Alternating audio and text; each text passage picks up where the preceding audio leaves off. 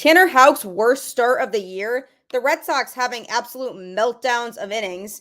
Those are just a couple of many things that went wrong this weekend for the Red Sox against the Padres.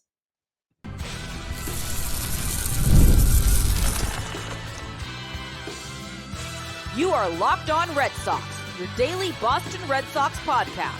Part of the Locked On Podcast Network, your team every day. Hello and welcome to Locked On Red Sox, your daily Boston Red Sox podcast, part of the Locked On Podcast Network, your team every day. I'm your host, Gabby, former ESPN social media associate, and currently the host of the Boston Balling podcast as well. And I am here to bring you the latest in all things Boston Red Sox, Monday through Friday, straight to your favorite podcast feed. And the best part is, it's free. Just search Locked On Red Sox on any podcast platform, and you can get this show daily. Today's episode of Locked On Red Sox is brought to you by Tax Network USA. Did you know that it's never too late to resolve your tax issues with the IRS? Don't wait. Reduce your tax debt and get help from a team of licensed tax professionals. Just call 1-800-549-1000 or visit tnusa.com/lockedon. Welcome to the show. Happy Monday.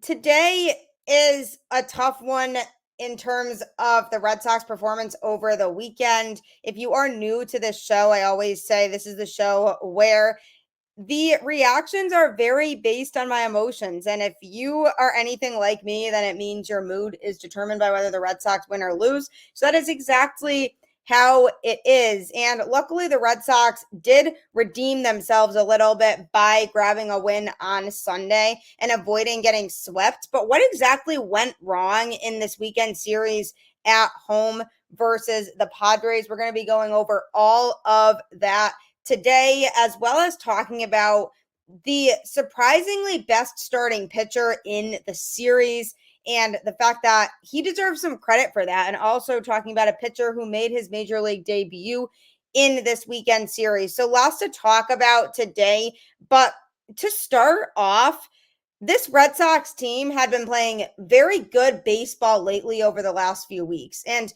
they truly had been looking like a team that has serious potential to be in playoff contention. And they were sitting in that last wild card spot, and they were winning games against good teams. And then they go into this weekend series, and some wheels just seem to have fallen off the bus. And I feel like it was kind of a hangover from the Blue Jays partial series that they played earlier in the week, because they did play on Monday night, had a very exciting come from behind when they were down 4 runs in the 8th inning, and they ended up rallying back and winning that game. Then they took a pretty bad loss on Tuesday night against the Blue Jays, 9-4. Then Wednesday's game got suspended due to rain, and it's going to be made up at the end of August. So then they didn't play it Thursday.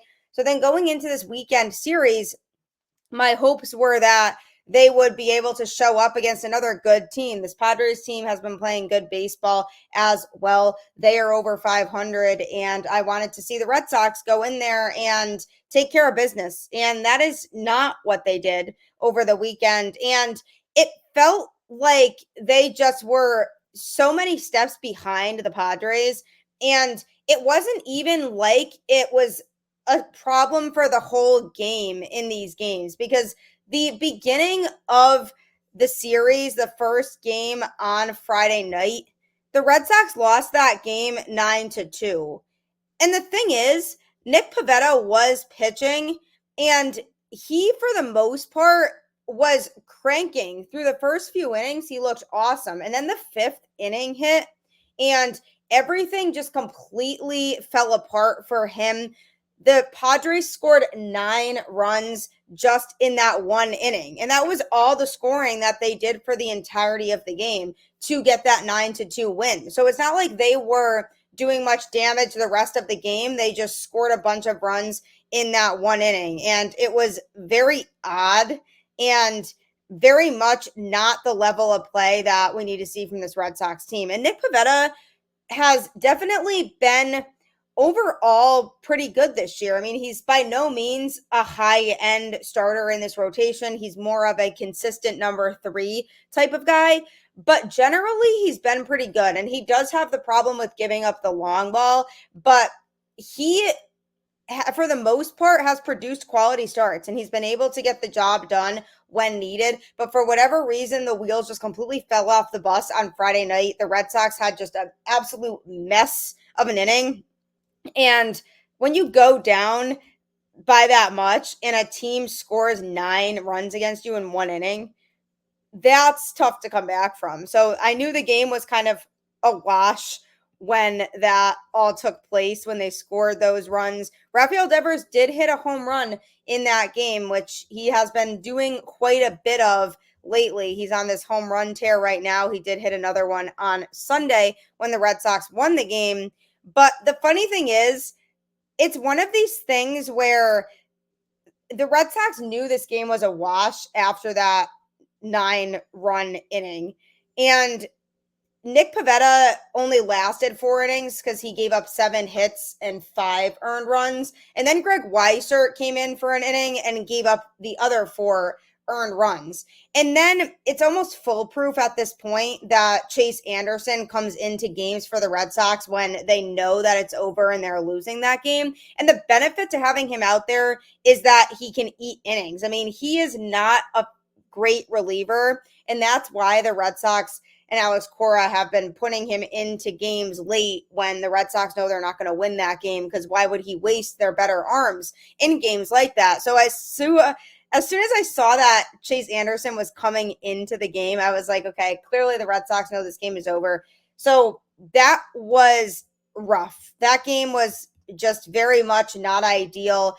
Anderson looked pretty good, though. He went 4 innings, gave up just 1 hit and no runs. He did record 2 strikeouts as well. I have some high hopes for him. I'm hoping he continues to improve his game the more reps that he gets. But overall, Friday night was just not a pretty sight for the Boston Red Sox. And then on Saturday, Saturday they lost 11-1. And I thought Friday night's loss was embarrassing. Talk about even more embarrassing. And again, they scored a bunch of runs in 1 inning, and that seems to have been a trend for this Red Sox team as of late, because even Monday night when they beat Toronto 7-6, the Blue Jays still had a 4-run inning in the 7th inning in that game. And then when they beat the Red Sox 9-4 the next night, they had a big 5-run inning in the 3rd. So there's definitely a trend about the Red Sox having 1 inning in which they give up a ton of runs. In the 11-1 loss on Saturday, that was the 5th inning. The Padres had a 5-run inning. And it's just amazing to me that this hasn't been a huge problem, but for whatever reason this week, the Red Sox have had 1 inning that things just completely fall apart for them, and then they can't come back from that. So that's one big standout issue that took place over the weekend against the Padres. And another thing too was Saturday night, Tanner Houck started, and that was honestly the worst I've seen him all season long. He only went 4.1 innings. He gave up 9 hits and 7 earned runs. He had 4 strikeouts, but he gave up 3 home runs in the game. And his ERA is now up to a 2.67, which obviously is still very good. He's been so dominant this season, and he was due for a stinker at some point. Every pitcher has them, but he just was missing his spots in the middle of the strike zone, and it was tough to watch because that just goes to show that it was not his day. And as frustrating as it was, and just how bad of a performance it was, you can almost look back on it and say it being that bad just shows that it was an outlier and that we shouldn't be worried about this moving forward from him. I still expect him to remain the Red Sox ace. He is the guy who consistently gets the job done on the mound the most in this starting rotation. And I don't see that changing at all. This was just an outlier, a really bad performance for Tanner. And I think it just was frustrating because of the fact that it followed a bad performance by the Red Sox the night before. So it was just unfortunate timing there that it was back-to-back games of the Red Sox giving up tons of runs and them not being able to score themselves. So it was definitely a frustrating night for Tanner, but there were just several things that went wrong for this Red Sox team. I mean, they could not put it together. They had opportunities with runners on base, and they would ground into a lot of double plays in those scenarios, and they couldn't capitalize when they had the opportunity to score people. So that was the biggest issue in the first two games of that series, and then they just fell apart. The pitching staff fell apart, and it was just a complete mess of a couple games of Red Sox baseball. And I look back on those two games and I say, those were just outliers. I mean, they are not going to play that poorly consistently. That's a very hard thing to do, believe it or not. I mean, unless you're a team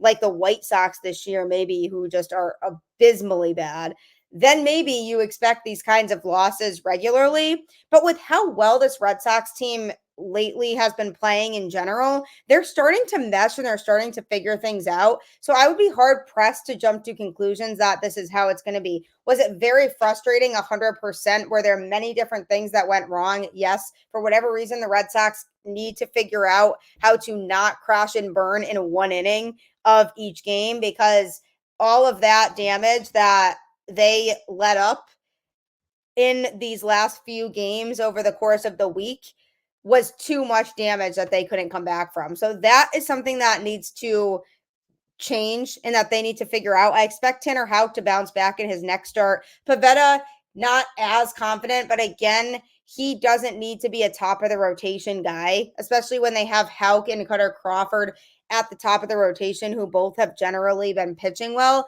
So if you have Nick Pivetta as that solid number 3, then that's fine for a rotation that early on in the season could have just easily crashed and burned altogether and been an absolute nightmare. But it has not been that. So I still believe that the Red Sox will bounce back. And they showed that when they bounced back on Sunday on the backs of a pitcher who surprisingly had the best performance of all of the starters in the series. So I'm going to be talking about that next.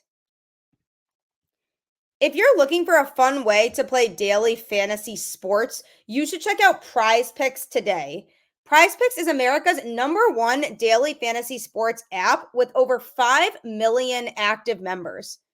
PrizePicks is the easiest and most exciting way to play daily fantasy sports.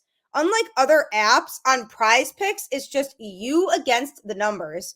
All you do is pick more or less on 2 to 6 player stat projections and watch the winnings roll in. Get in on the daily action with your friends and become part of the PrizePicks community today. You can now win up to 100 times your money on PrizePicks with as little as 4 correct picks. You literally can turn $10 into $1,000 very quickly. If you're looking for promotions, PrizePicks has got you covered every week. From lowering select player stat projections on Tuesdays to help your lineup hit, or getting your entry fees back if you have a losing lineup on Fridays, PrizePicks has so many different things that it offers for you. All you have to do is just download the PrizePicks app today and use code LOCKEDONMLB for a first deposit match up to $100. That's code LOCKEDONMLB on PrizePicks for a first deposit match up to $100. Pick more, pick less. It's that easy. It's PrizePicks. Honestly, who doesn't love easy money? PrizePicks absolutely will give you that. So check that out today. Here on Locked On Red Sox, we pride ourselves on getting you the latest news for your team. Whether it's the offseason, the draft, spring training, or the playoffs, it's year-round. You know what else is year-round? Collections season. Just because tax season is over doesn't mean the IRS will stop coming after you for unfiled taxes. The IRS can garnish your wages, levy your bank accounts, and even seize your property.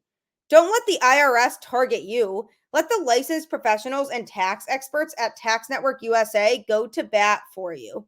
With over 14 years of experience and an A+ rating by the Better Business Bureau, Tax Network USA has saved their clients over $1 billion in tax debt. Whether you owe taxes, have complicated matters that require tax planning, or finally hit that parlay this season and need help correctly filing, call 1-800-549-1000 or visit tnusa.com/lockedon. That is tnusa.com/lockedon. And be sure to mention Locked On Red Sox at checkout and you'll receive a $250 discount off their services. I hate tax season, so if you do too, let yourself enjoy Tax Network USA. They will make it so much easier and way less stressful for you. Don't forget also to check out Locked On Sports Today, the first ever national sports 24/7 streaming channel on YouTube. And it's also available on Amazon Fire TV in the free Fire TV channels app. And we will keep you caught up in all things going on in sports, no matter what. So be sure to check that out today. The Red Sox may have had a nightmare first couple games against the Padres, but they did come back in the finale of the series and walk away with a 4-1 win. And going into the series and examining the pitching matchups, the one who could have been the biggest question mark was actually the Red Sox starter who looked the best in the series, and that was Josh Winckowski. Now, early on in the season, Winckowski was pitching really well for this Red Sox team. And even last year and the year before, he's been bounced around a lot between the rotation, the bullpen, spending some time in AAA, coming back up. So the Red Sox haven't really kept him in a consistent role. And last year, when they were starting to give him a little bit more consistency, he was pitching very well. So earlier on in this season, the Red Sox optioned him to AAA, and it was a bit of a surprise because he had been pitching well. But then he just got called back up recently, pitched out of the bullpen early on in the week against the Blue Jays and looked very good. So it was certainly promising. So I had high hopes for his start on Sunday, but wasn't sure if it was going to be a situation where he hasn't started on the Major League roster in a while. So he ends up not having a good start as a result of that. But he ended up having the best start out of the three because Pivetta and Houck both struggled. He earned the win, went 5 complete innings on Sunday, giving up 4 hits and 0 earned runs. He did record a strikeout in there too. He was completely locked in, and the Padres offense could not figure him out. He now has a 2.8 ERA on the season, and I feel like he is one of the Red Sox best pitchers. He has a great pitching arsenal. He's mixing up a lot of different pitches. What I would like to see from him moving forward more is longevity. I would like to see him pitch more innings, go deeper into games if they are going to keep him as an option in the rotation. And it's definitely interesting because you have Cooper Criswell, who's been chilling in AAA, because once you get optioned down there, you have to stay down there for a minimum of 15 days unless somebody gets injured. Then you can get called back up early. But he had been pitching very well out of the Red Sox rotation in place of Garrett Whitlock, who is now missing the entirety of the season, which is unfortunate. But Criswell was a great option to replace him in the rotation. He certainly was pulling his weight. And then he got sent back down to AAA, and the Red Sox were doing bullpen games on the days where he was supposed to be starting. And now Winckowski started Sunday.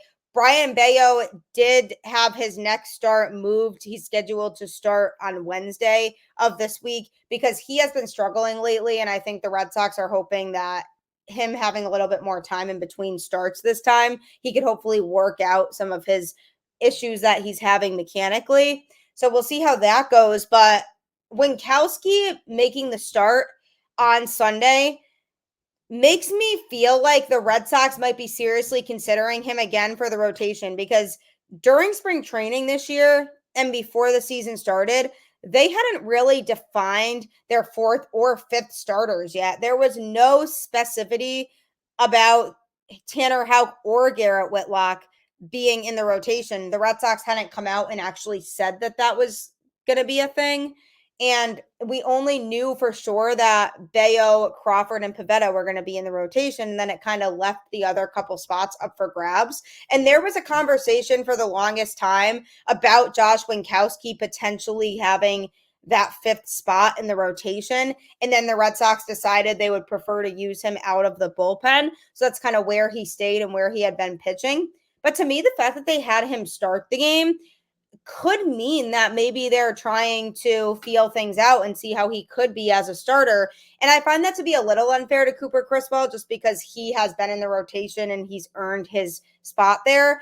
But if Winckowski comes out and just continues to shove like he did on Sunday, then it'd be hard to justify not putting him into the rotation.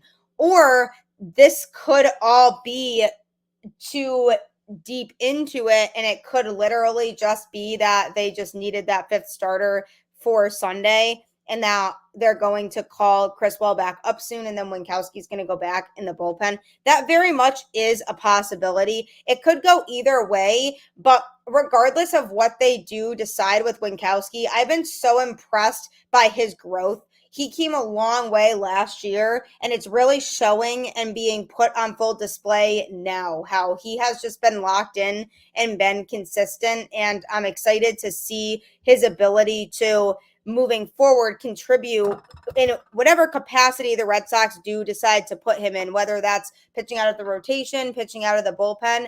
Either way, he is definitely going to be beneficial for this Red Sox team to have. And Alex Cora even said that he was surprised when Winckowski was sent back down to AAA because he feels like he's one of the best pitchers that this team has. And I agree with that for sure. There aren't many other pitchers on this staff who have been as consistent as he has. And I feel like his start on Sunday was something the Red Sox really needed after what had been an absolute nightmare of a series for them prior to that. So then to go into Sunday and for him to not give up any earned runs and keep the Red Sox in the game to allow them the chance to win it was absolutely huge for somebody who hadn't started for this Red Sox team in a while. That's got to be a huge confidence boost for him. And it's really good for the Red Sox to know, okay, we can throw him into the fire in a game like this when we really need the win, and he can lock down and get it done. And the thing about the Red Sox that I've noticed is there are a lot of talented arms on this team. They just need to be utilized in the right way. And Andrew Bailey definitely deserves a ton of credit for this in the way that he's been working with these pitchers and the approach that they're taking. But you look at a guy like Josh Winckowski, he deserves his opportunity to be out there. And I would like to see the Red Sox give these guys a chance because the talent is certainly there. It's just a matter of figuring out what makes the most sense in terms of this player's role. Where should we be putting them? Should they pitch in long relief? Should they be a one inning type of guy? Or can they be a starter? Are they capable of having the innings to do that and the stamina to do that? So Winckowski's an interesting one. I think the Red Sox could put him in multiple different roles and he would be able to excel in those roles. But if they do want to keep him in the rotation, I definitely would like to see more length from him. Getting through 5 innings of no run baseball is fantastic. Nothing to be ashamed of there. I just would love to see them stretch him out a little bit and maybe see if he could get to the 6th inning and maybe try to finish that inning. And so they're going to have to play that by ear. But if they do want to keep him in the rotation, it's going to be something that's going to be important moving forward. But he deserves his flowers because he had a great start on Sunday and the Red Sox needed that balance back because it's easy to get discouraged after what happened on Friday and Saturday. And that's why I'm trying to look at the overall picture and say, okay, yeah, Friday and Saturday were a mess, but it was really overall just one inning in both of those games that was a mess. And then you look at the rest of the game and it was competitive the rest of the game. Obviously, you can't take out that inning, but say you did, these two teams were pretty much neck and neck other than that. And that's something that you should feel optimistic about is the fact that these Red Sox are grinding and they hate losing. And I can see it in their faces when they're in that dugout. They want to win and they are hungry and they are competing with really good baseball teams. And I think with the Padres, it's always interesting during interleague play. I mean, these two teams rarely ever face each other during the regular season. Now with the new schedule that was implemented last year, they will be playing each other once a year. But it's just hard when you're not seeing a team a lot and then you go and you see them in a series for the first time and only time all season. So you never really know what you're going to get from those types of matchups. But I feel like this is something that the Red Sox could have walked away from the series with a win. It was a winnable series for sure. And then when things just got out of hand, that just is what it is. That's just part of baseball. But looking at it at face value, I saw it as a pretty competitive overall dynamic between these two teams. So then going into Sunday, the Red Sox cleaned up the mess from the last couple nights before that, played really good baseball all game long, and Winckowski absolutely deserves a ton of credit for that. Devers also hit another home run in the game that traveled 363 feet. It was a 2-run homer, so it gave the Red Sox a 2-0 lead early. And then Jarren Duran also crushed a home run later in the game. He crushed one on Saturday also. He has been on an absolute tear lately, and if you've been listening to my show, you know that my push for him being in the All-Star game is something that is continuous until he hopefully gets into the All-Star game. So definitely some positives to take away from the experience, especially the fact that Winckowski hopefully has gained a lot of confidence now so that he can carry that into his starts moving forward. Coming up, I'm going to be talking about another pitcher for the Red Sox who made his major league debut in the series against the Padres, so you won't want to miss that. You definitely won't want to miss checking out FanDuel if you're trying to win a bunch of money. I love sports.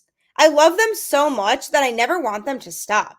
But as the playoffs wind down, we get fewer games, and the sports aren't sportsing like I want them to. But FanDuel lets me keep the sports going whenever I want. All I have to do is open the app and dream up bets anytime I'm in the mood. And this summer, FanDuel is hooking up all customers with a boost or a bonus daily. That's right, there's something for everyone every day, all summer long. So head over to FanDuel.com/lockedon and start making the most out of your summer. FanDuel, official sports betting partner of Major League Baseball. I'm telling you, FanDuel can be very addicting, especially if you are winning a lot of money on it, and it will help you to win money. So there's no reason for you not to check it out, really. Also, don't forget to check out Locked On Sports Today that you can subscribe to on YouTube or find it on Amazon Fire TV in the free Fire TV channels app. We as a network have launched the first ever national sports 24/7 streaming channel. So we'll keep you up to date on all things going on in sports, all of our hosts here at Locked On. And no matter where you are or what time zone you're in, you know that you will be able to be caught up with everything going on in sports. So check that out today as well. The Red Sox, in talking about their very disastrous first couple games of their series against the Padres and then a very clean game opposite of disastrous on Sunday to close out the series, they did have a pitcher in the midst who made his major league debut, and that was Bailey Horn. So this is a left-handed pitcher that the Red Sox acquired from the Chicago White Sox on April 30th in exchange for cash considerations, and they optioned him to AAA Worcester right away. He has had a variety of experience pitching in the minors, but hadn't pitched at the major league level yet. So he was pitching well for the Red Sox in Worcester. So they were impressed by it, and they decided that they wanted to see his stuff up at the major league level. So he was recalled from AAA on Friday, because the day before that, they had optioned right-handed reliever Isaiah Campbell and catcher Tyler Heineman to AAA Worcester, and they also activated Connor Wong off the paternity list. So basically, Connor Wong came back, and then they optioned those two players. So they needed to bring another pitcher onto the Major League active roster because of Campbell going down to AAA. So they made the decision to call up Horn and give him his opportunity to pitch at the major league level. And he pitched for the Red Sox in their disastrous 11-1 loss on Sunday against the Padres. But honestly, if you want to give somebody a chance to have their major league debut, a lot of times it could be better to put them in a game like that than in a high leverage situation when the Red Sox are maybe up by 1 run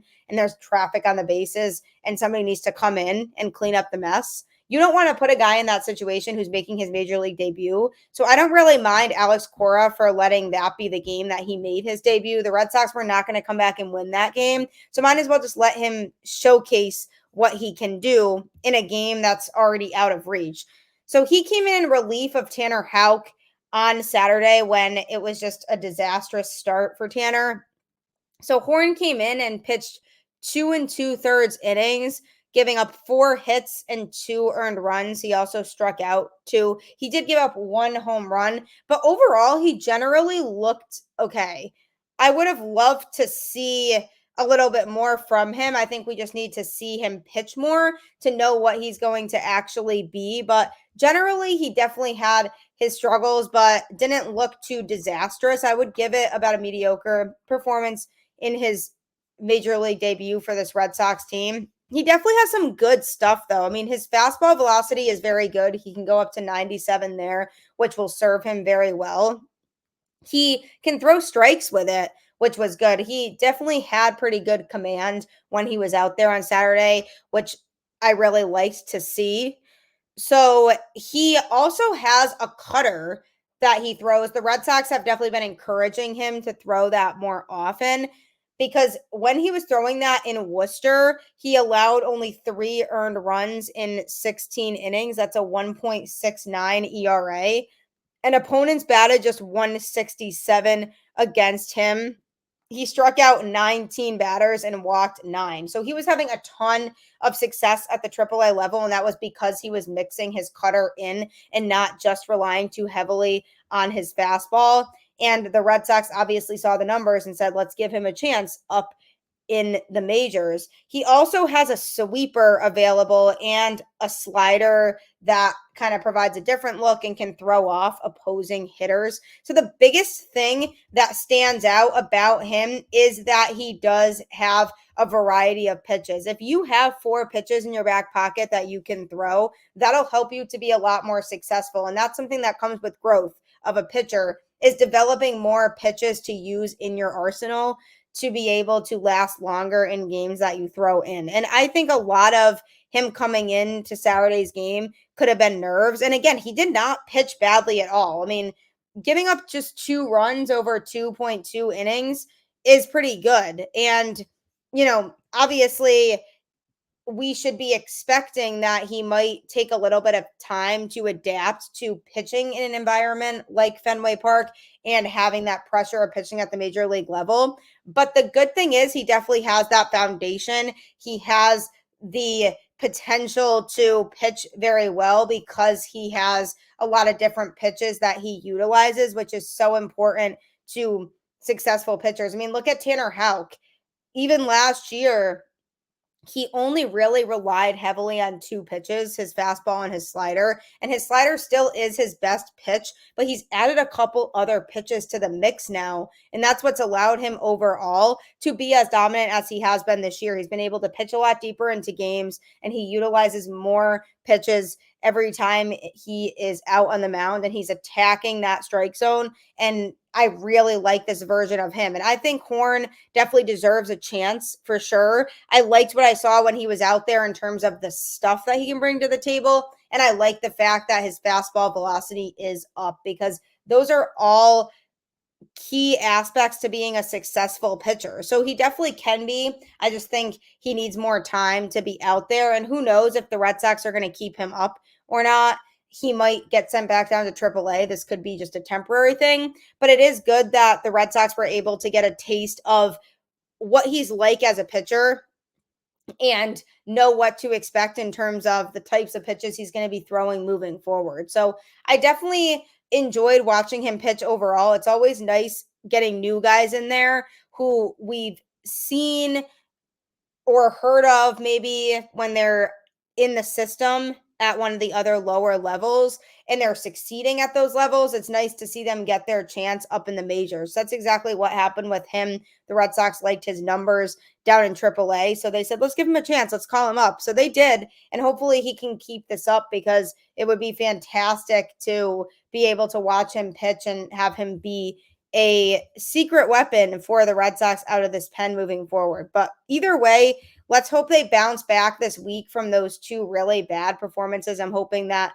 Sunday's performance kind of eases them back into having another strong week because they are right there in that wild card picture. They just need to keep playing good baseball. And now that they're finally starting to click and figure things out, they definitely have a really good shot when it comes to making the playoffs. Just got to keep everybody locked in and focused. And like I've said on this show in the past, Alex Cora certainly deserves his props for managing this team the way that he has through all the injuries this year and the lack of what some might say pure talent on the roster. He's done a great job of keeping this team afloat, and now they're playing above 500 baseball. And for the longest time this year, they were sticking right at that 500 mark, and whenever they would pass it by a game or two, they would lose and get themselves back at 500. So now they're starting to finally play consistently over 500 ball, and hopefully we can put this series against the Padres behind us and start from scratch this week and just have a good week of baseball. But like I always say,